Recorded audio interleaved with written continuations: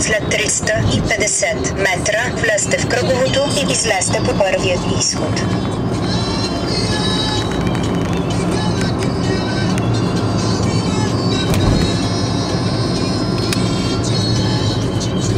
Влезте в кръговото и излезте по първият изход.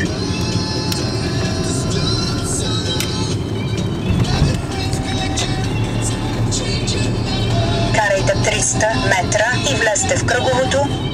Това е как лома, нали? А? Лома ли е? Лома бе, лома. Която минава и през Елверон. А?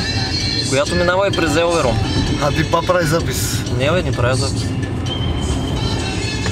Аз си говоря само. Влезте в кръговото и излезте по вторият изход. Това е Конгсвингер. Вече. Да имат представа нашите зрители за какво става въпрос. Ето една местна жиделка. Черна малко. Влезте в кръговото и излезте по вторият изход.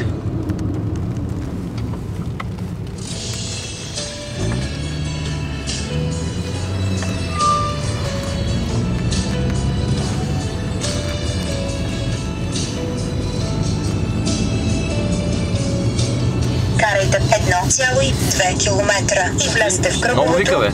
Може да го намалиш малко. Ме ми не трябва повече. Що не ти трябва? Знаеш ли пътя? Влизам в стадион.